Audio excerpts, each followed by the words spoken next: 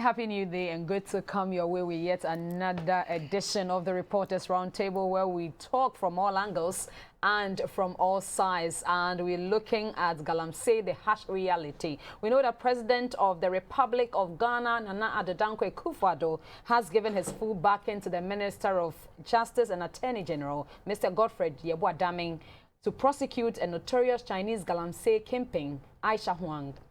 The notorious foreign national is alleged to have been engaging in illegal mining with impunity in the country, particularly in the Ashanti and western parts of the country, without regard to the laws. Juan, after her initial deportation from Ghana on similar charges, was recently rearrested in Ghana after allegedly falsifying some documents to gain access back into the country. On the Reporters Roundtable today, we shall delve deep into the issue and Ghana's long fight against illegal mining, which is gradually eroding our future survival. My name is Rebecca Iwa, and as always, I bring your thoughts alive.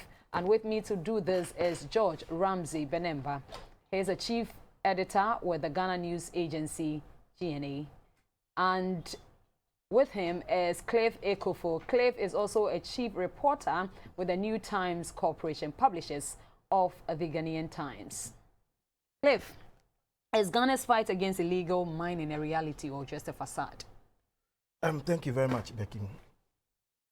Is Ghana's fight against illegal mining a reality or a facade? I would say it is a reality. Okay.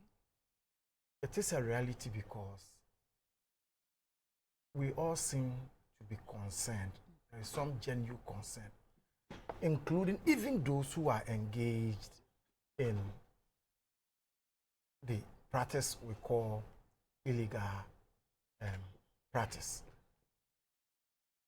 The reason why the fight looks like a facade is largely because the whole phenomenon of illegal mining has gained multiple tentacles. And so as you chop off one of the tentacles, another one emerges. And so it's like in the course of the fight, we as a people are confused within the battle. And why do I say so? First and foremost, in looking at this whole menace of Galamsey is the issue of what we call mining. Mining has been with us for centuries as a country. And if you find out why we were called the Gold Coast, it was because of the abundance of gold in here. Nobody goes picking gold like picking groundnuts. You mine for gold because it's a metal hidden under the bowels of the earth. So you mine. And so for centuries we've been mining gold. So that is one. Now, the approach. And then the economy of it. Then livelihoods depending on it. And then the destruction of the environment comes in. So in fighting all this, these are the various variables we need to put together and then be able to identify how we navigate our way through this whole thing. So in the milieu of the confusion, it makes what is the reality look like a facade, because it's like you are waging a war and you're unable to navigate your way out of the war. There are landmines. So you pass here, you succeed. By the time you get here, there is a mine that has exploded, and then it's like everything you have done comes back to ground zero. And then, of course, those of us sitting behind may assume that there's no sincere commitment to dealing with the issue. But from where I sit, I strongly believe that it is not just with this government. Governments, how we even migrated from what we call Galamsey to small-scale mining clearly was to fight what we call Galamsey, because Galamsey we have already defined as illegal, and it has been with us for decades, if not centuries. You understand? And so in an attempt to address that particular issue, we introduce what we call small-scale mining. And now the small-scale mining have rather come to take over what we intended to deal with. And so now we are even confused with, when we say Galamsey, what do we mean by Galamsey? And when we say small-scale mining, what exactly do we mean by small-scale mining? And that is the confusion. But in terms of the fight against it, it's a reality that everybody wish we could do something about it. Ramsey, I saw you nodding in agreement to what Clive was saying. Let me get your initial comments on this. Yeah, sure. Fighting, or should I say, mining in general, the mining industry is a collective. It deserves some collective responsibilities from all of us there. This is because it's quite multi-sectoral. Stakeholders are all over, especially in the mining sector. And dealing with areas like that, you have to identify who the stakeholders are. In this case, you talk of the communities, you talk of community leaders, the chiefs, the opinion leaders, as they call them, the political leaders, the ministries that are in charge of mining, lands, and natural resources. You can also talk of the laws regulating mining and the laws regulating people who are involved in the sector. So it's quite a huge area that deserves a lot of recognition in terms of who is to play what role. Looking at the mining sector, people in the past did not just get up to go to where they thought to having some minerals to go and mine. This is because we have people, the geologists, you have the surveyors. They were all involved in identifying areas that were having these minerals for mining. But it moved from that regulated stance to another stance where people were becoming uncontrollable. That is where the illegalities came in. People thought that maybe whatever they were getting from the licensed miners was not enough for them to cater for their needs. And so some of them decided to break through illegally to acquire whatever wealth that they may get from the illegal mining. And that is where the difficulty comes in, because if in the past it was well regulated and people were respecting the rules and regulations, and right now anybody can just go and buy any machine and go into. You realize in the past, rivers were not polluted. As he said, mining started years ago, before some of us were even born. But when we grew up, we never saw polluted rivers. We never saw degraded vegetations and forests. It just started in the late 90s, early 2000s. That is where it rose to the ascendancy. And I think that maybe somewhere along the line, we left loose some of the tightening knots. So the penetration became heavy for people outside there to get into those areas. And surprisingly, people, it used to be done within our own Ghanaian people. Right now, as we speak, we are told that a lot of foreigners from other countries, from neighboring African countries, from Asia and other continents are here, and they are mining. That's why I say it's multi-sectoral. The question you ask is, if somebody is coming from Asia, another coming from neighboring countries, do they know our country very well? Do they know where we have minerals for them to go in there to go and mine? So that is where the difficulty is. So it has become illegal, and for me, the fight that the government has taken over is not over until it's over. There might be some people who still are not trying to conform with whatever rules that are on the ground.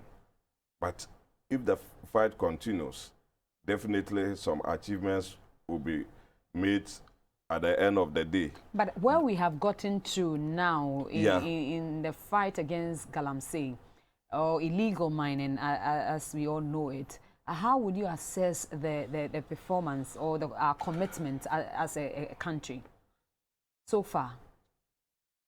For me, I think that from the political view, point of view, I think that that one is quite high. The stakes are high. The people are ready to. My problem right now is from the communities, where you have the community leaders condoning and conniving with the supposed miners that are coming into the communities.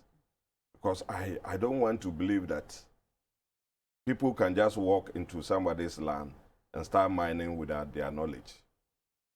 What I do know is those people have received the blessings of the people, the communities and the leaders. And that is where I think that we should continue fighting from. There have been times we've seen some videos where the military and the security people that have been sent to the mining areas, they've made a lot of arrests. They've burned down some of the machines that they use.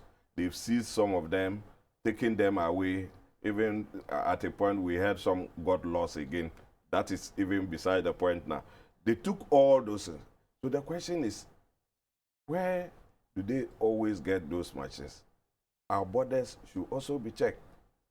These machines are not like money in your pocket where nobody can search. Until they search you, they will not find.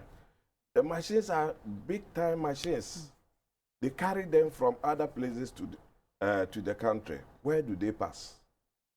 Who gives them the validation? Who gives them the authority to bring in those, to import those machines? These are the issues we need to tackle.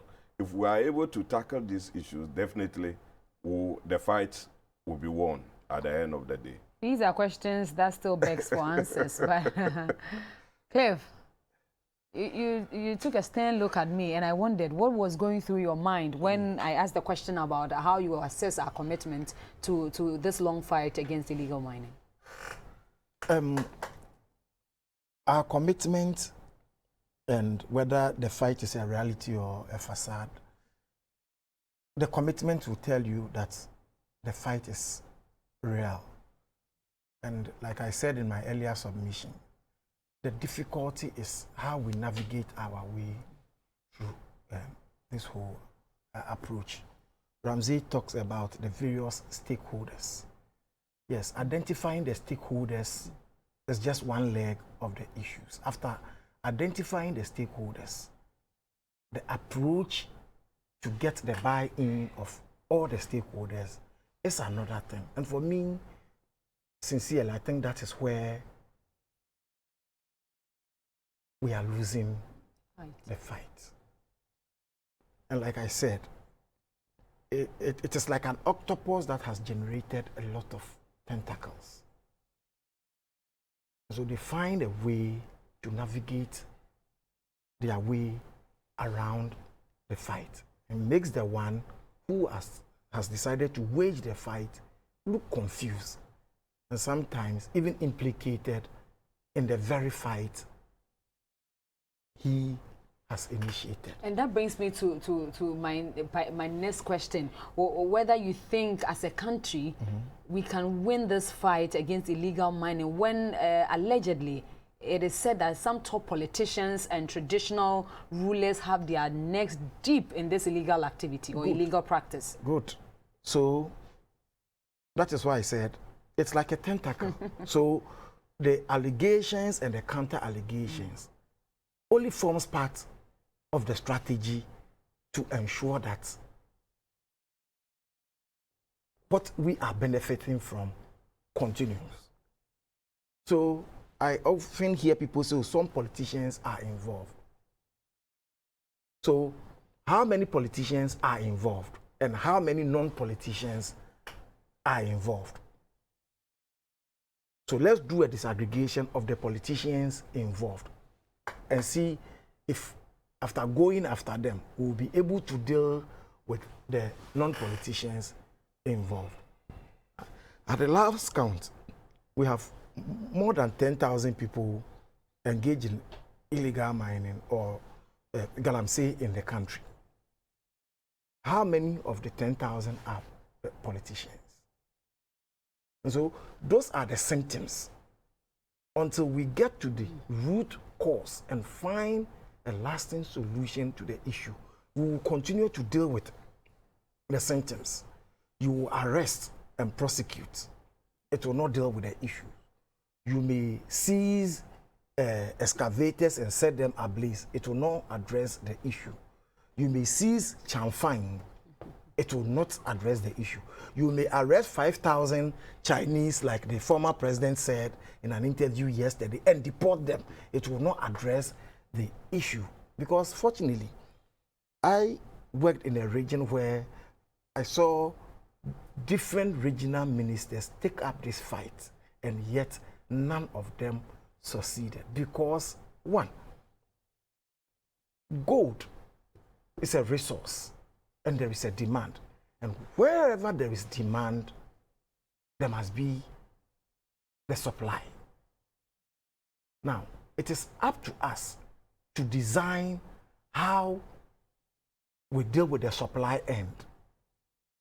So in dealing with the supply end, what mechanisms do we put in place to ensure that even as we satisfy the demand end, we don't compromise our environment, because mining has everything to do with the environment. And I ask simple questions. Apart from Anglo Gold Ashanti, that deals in underground mining, almost every mining that is done in Ghana is done what's called surface mining. So Newmont is in surface mining. The Tibri, the Azumes, all the other are dealing with surface mining. How come we don't have so much of a problem with these big companies, even though they are also doing surface mining? Because they also do clear vegetative cover to be able to extract whatever gold.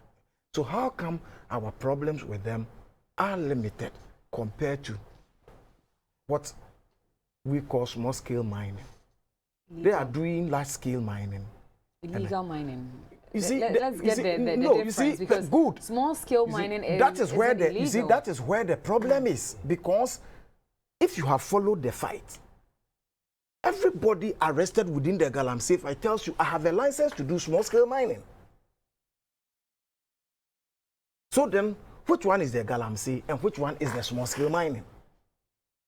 Because those who are using bulldozers, clearing our forest cover, destroying our lands, weeding out our cocoa farms, show certificate of small-scale mining. Because what I know as Galamsey, and I'm sure what Ramsey knows as Galamsey, it's not what we are talking about. Then tell us about it. What do you know about what Galamsey? we grew up to know as Galamsey were a small group of community people getting to where they believed there's gold and digging holes, sometimes leaving them uncovered. very, very deep. Those days, yes, did not pose danger as we see today. Yes, it had its effect on the environment, all right, but it was something we could easily deal with because it wasn't destroying our vegetation that much. It wasn't destroying our water bodies until we felt that in itself was a problem.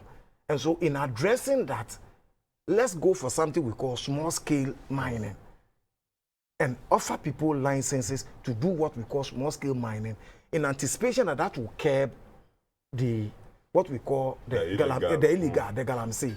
And now that in itself has become the albatross on our neck. So we don't know whether we are fighting small-scale mining or we are fighting Galamsey.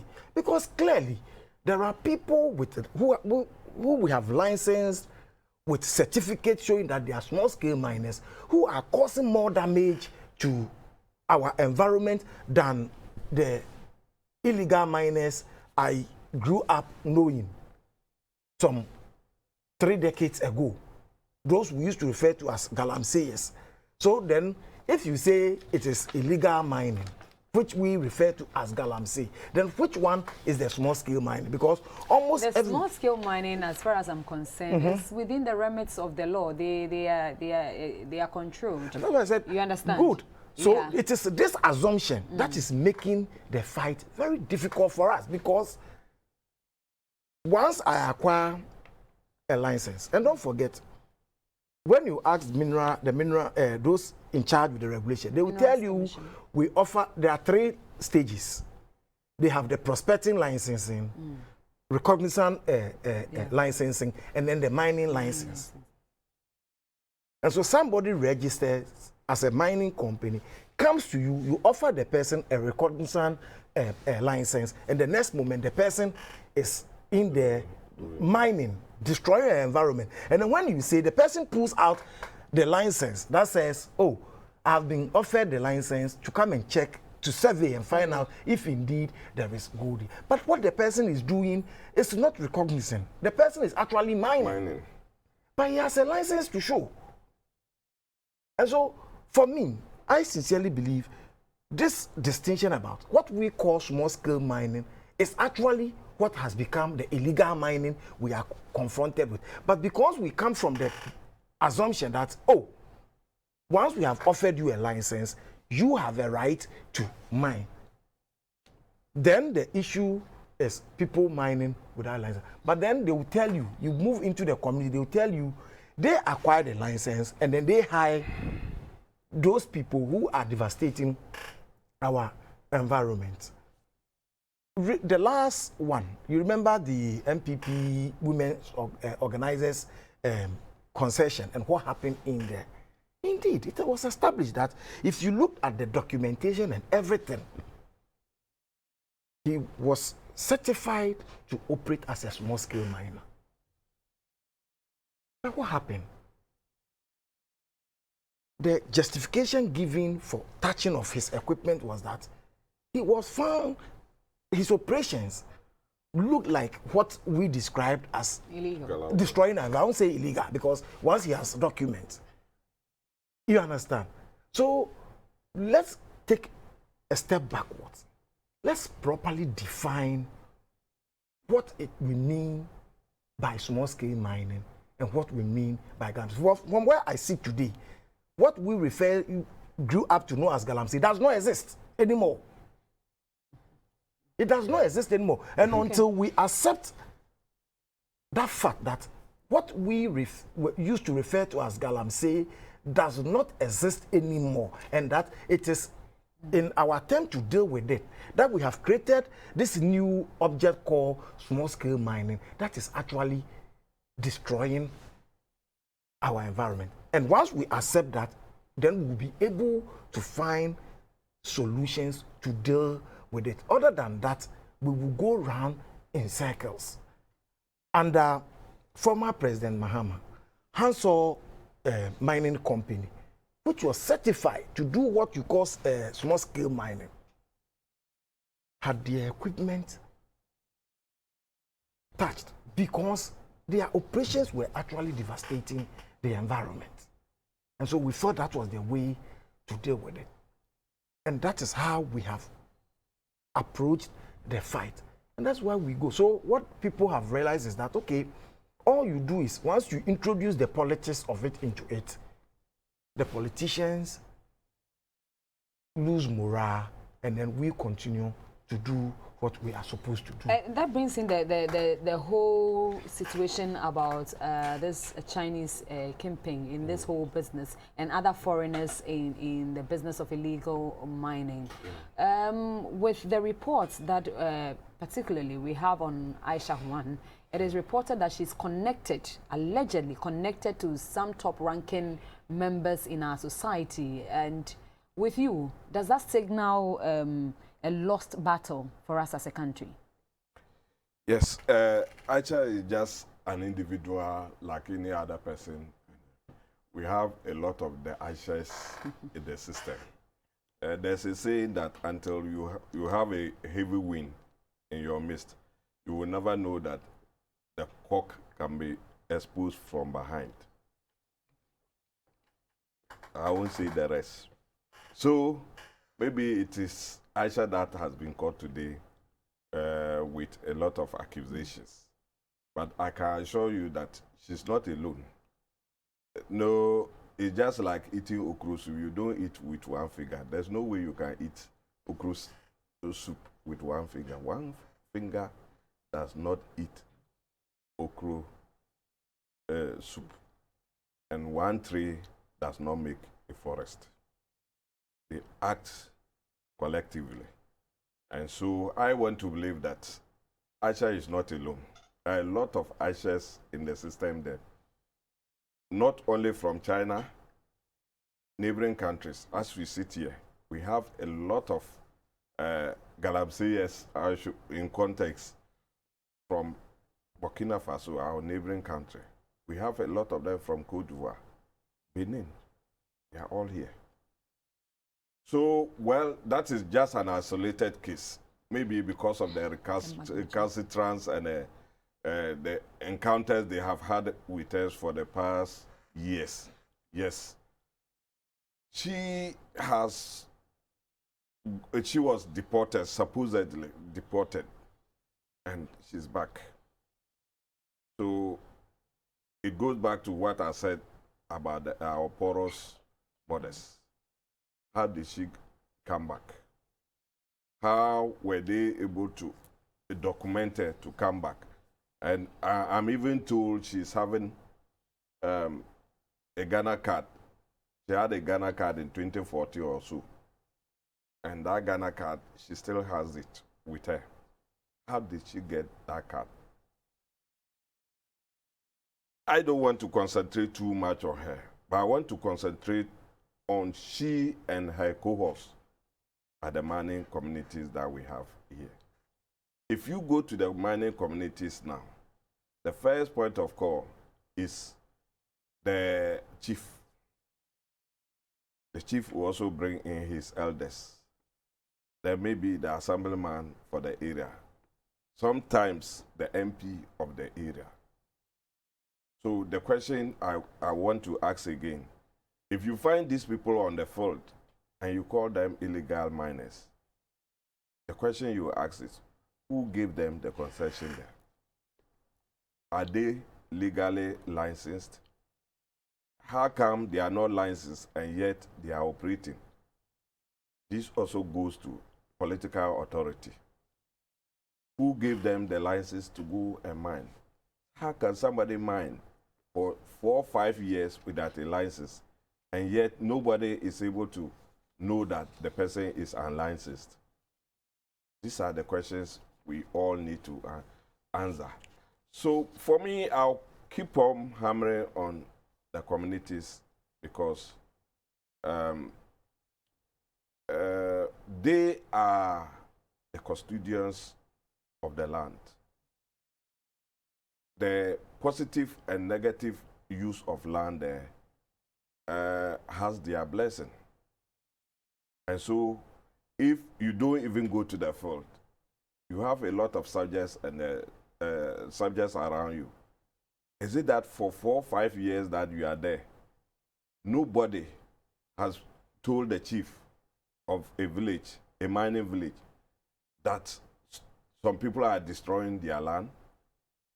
Are you saying the chief doesn't know that somebody is destroying their land? I'm saying all this because I want to say that the chiefs must also be held responsible. Because that is my opinion. I also think that they know everything. If they think they are helpless, why don't you report to authorities that you think can solve your problems for you? The people might even come and say their licenses. Some might be actually licenses. Others are not licenses. How do you verify that? We have something we call community entry in sociology and social studies, social work. You can't just go into a community and start putting up a building. Even if you are an NGO who want to help with projects, you can't go there and start building a school. You can't go there and start building, a library or anything without the blessing of the chief. So that is why I am roping in the chiefs that they are quite responsible, because I don't think people will enter into their communities to do such destructive activities without their knowledge. I don't think they are reporting the people enough, and I don't think they are worried about whatever is happening there. If they are indeed worried, I think that they would have been the first people to blow the whistle to the powers that be that they are suffering in the hands of infiltrators or invaders who are destroying their land. Why don't they report such people? That is where I want to bring them in. So I believe that if we have to fight it and uproot the roots of the problems, the chiefs must be tackled. Politicians, yes, Cliff said, how many politicians do you find? They might be there, but we want the people who keep on saying that. I personally, I want people who keep on saying politicians give that.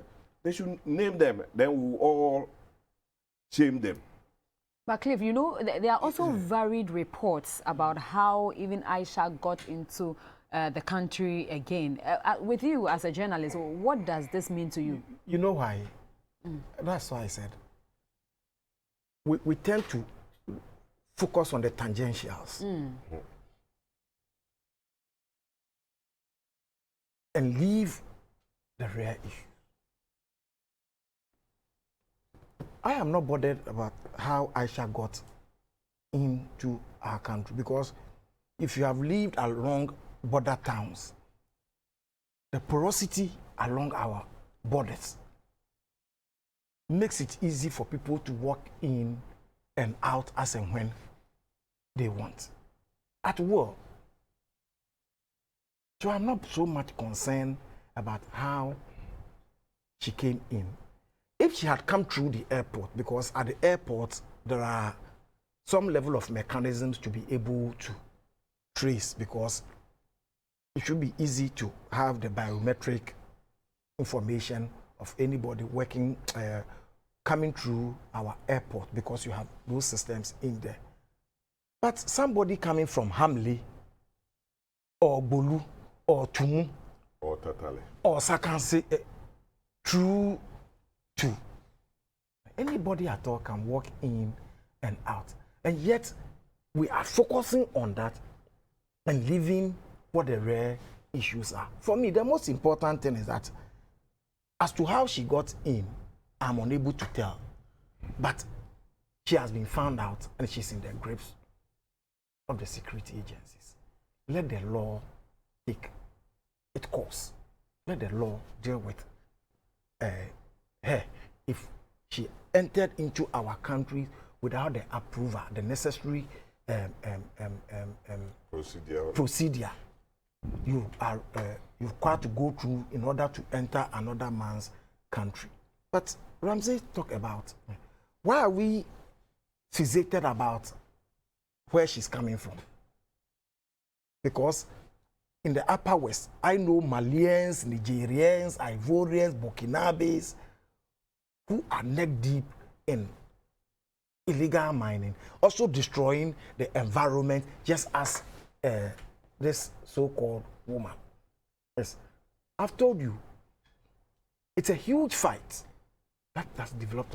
These are narratives we create, and it is created by people who are involved in the act itself.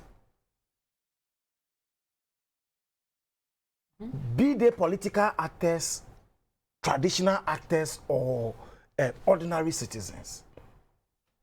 Once they create such a narrative, then the blame game continues. So as A is blaming B, B is blaming A, you take your eye off the ball and they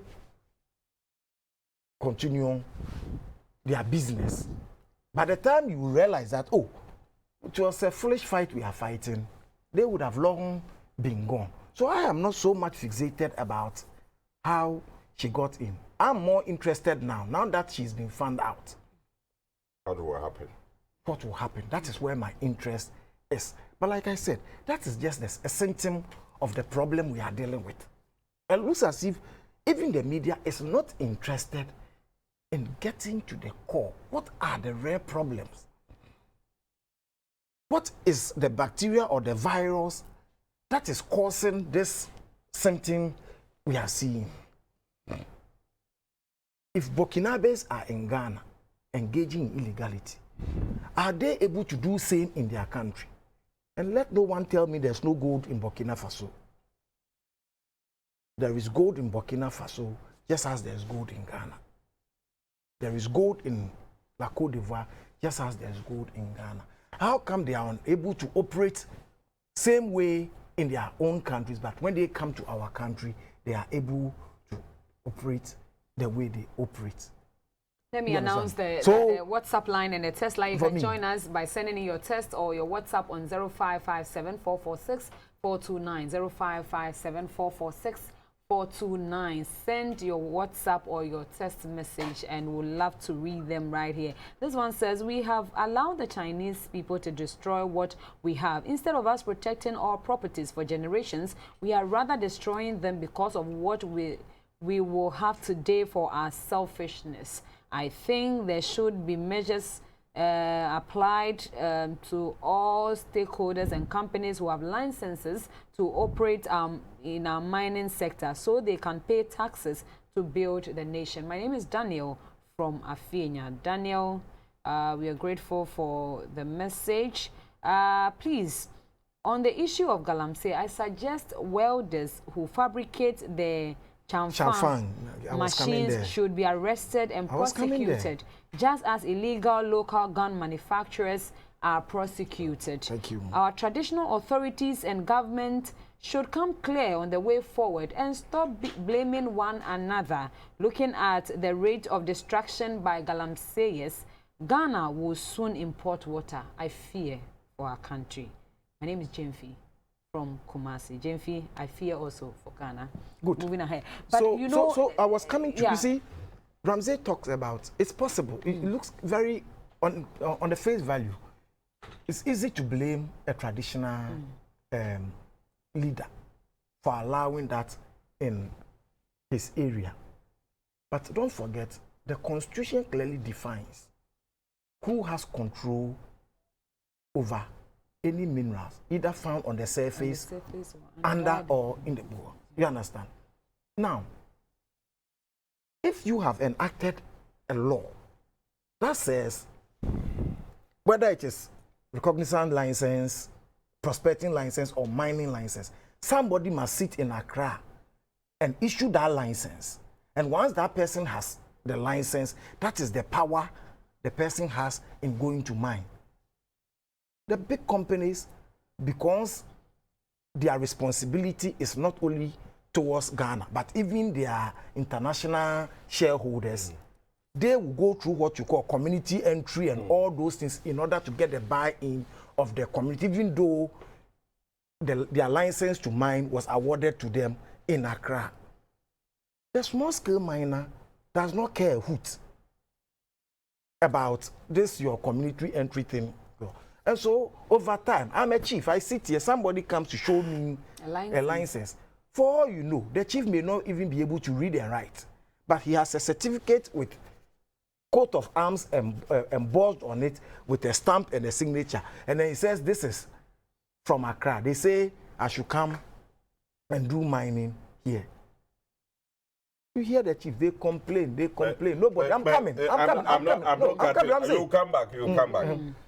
I'm just saying this because we also know that in most traditional areas, the chiefs are the custodians of the land. That is so true. Don't they have so we have had if they say I'm coming to prospect gold on this land and I am in charge of that land. Ramsey, don't I have been said to say that? You see, when you want to hold people to account based on issues of morality, morals, you always lose the fight, because we have also had instances where certain chiefs have decided that have waged a war that we won't allow people to move in, and then the next moment you hear that some powers that be have moved in with their sometimes the force of state.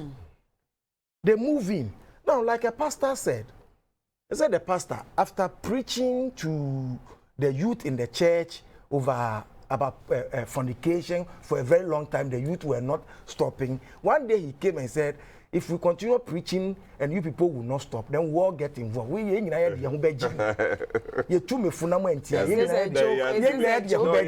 a joke or you understand? That is what we are seeing. So the chiefs sit in there after resisting somebody, the force that comes against them is so much. And you see people prospecting, they are getting all the good thing in your land. What do? You definitely may also have to join, because at the end of the day, you are unable to win that fight. I believe that as it is now, we may have to look at the Minerals Act.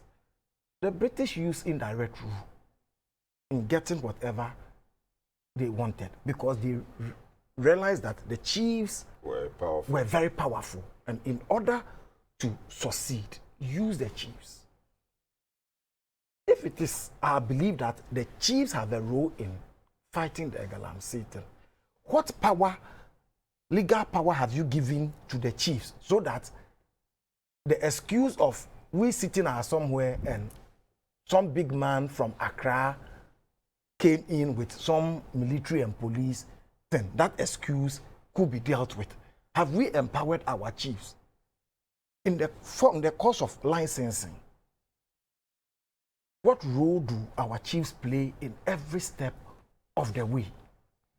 Once we have established that, and these things continue to go on, then if you choose to blame our chiefs, I will come along with you. But for as long as the law exists as it is now, nobody, you can't blame any chief for me to join you in blaming that chief. Because if indeed we recognize the authority of the chiefs and believe that they have the capacity to deal with the issue, as a modern state, let's give them the backing of the law. Can a chief take up arms in the name of resisting somebody coming to mine in my community because I don't recognize the license or the certificate the person is holding? No chief can do that.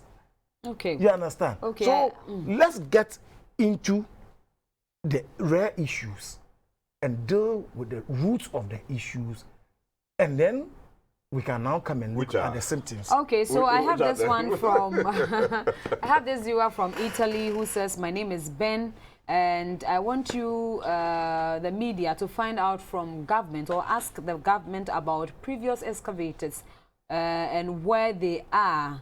Are those excavators now with the MPP government, or they are playing games with Ghana's, the minds of Ghanaians? I believe governments and its agencies and allies are behind this Galamsey issue in Ghana. So find out from government. Okay, Ben, all the way from Italy, thank you for asking that question. And let me see what we have here. I have another friend here who says, hello, what you are discussing now is a serious situation that we are going to face some years to come, and we need to tackle it now or never. But you didn't add your name. I'll appreciate it if you add your name and where you're reaching us from. But Ramsey, can we really ensure that Aisha 1 faces the full rigors of the law without affecting bilateral relationships we have with the Chinese government?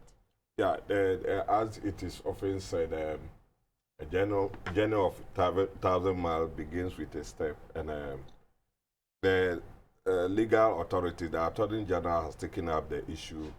And I am glad that the President has given his blessings that they should allow the law to take its course. So definitely I know that the real facts will come out as they investigate. And I am not a legal authority, but I have the confidence that the powers that be, relations, fine. In Ghana and China will not lose their relations because of one person. It is said somewhere that maybe one person can create problems for nations. But in this particular issue, I am very sure that China is aware of the lady. And in the past, what happened, and when she was even repatriated to go home and to go and be, what do you call, tried in her own country. So the question is, what happened? Was she tried over there? No. If she no, was, according to reports. According to reports, let me come in quickly. According to reports, Ghana did not follow the deportation protocol properly. So the Chinese government did, could not handle her case. Okay. So there were no procedures. So she managed to come into the... Exactly so she should be able to face the law in our country, because if she herself found another way of whatever she did and was deported, and she's doing right now, for me personally, I think it's criminal, and it should be treated as a criminal offense to our laws, and the law should take its course. And I'm happy that the president has given his blessings. Okay, the law should take its course. Looking ahead, how should we approach the fight against the Galamsey menace? We have a few minutes. Okay, so first and foremost, we may have to go back and define what we mean by Galamsey. Because I get confused anytime we talk about Galamsey. The Galamsey, like I said, I grew up knowing it's not what we are dealing with. So probably the construct itself is even wrong. Because what we are referring to as Galamsey may not necessarily be what we are fighting with. And until we get what we are dealing with right, it will be difficult to deal with the issue of Galamsey. This one says, I love your program. May Almighty God bless you and your heart, but my heart is bleeding, for I don't know where our dear country is turning into. I think our leaders must have pity on us, the ordinary Ghanaian. My name is Isaac Ansah from Budumburam. And this one says, we are eating from the labor of our forefathers and their toil, but today's child do not know where tomorrow will go for us as a country. I plead that we should have mercy on Ghana, because Ghana is bleeding, and look at this issue once and for all. I am Kwame, and please, can you people show something productive on this Galamsey issue? Because we keep talking about it and there is no end in sight. Then the Chinese come in here and make a fool out of us. What at all is happening? Let our laws work. So many messages coming in. Unfortunately, my time is up. Let me take that of Labi from Tema. For all you know, that our chiefs don't have a hand in it. So they lure them and build palaces for them. Then they can go ahead and do their mining, illegal mining business. So there's a twist to all of these things. So they haven't so many had any. messages. No, Thank you so so that is much it. for being a part of this They program. My name is Rebecca Ewa. We have been looking at the harsh reality of the illegal mining issue here in Ghana, and thank you for being a part of it. I've been in here with George Ramsey Benemba, who is chief editor of the Ghana News Agency, and Cliff Ekofo, who is also a chief reporter with the New Times Corporation. God willing, we'll see you at the same time next week.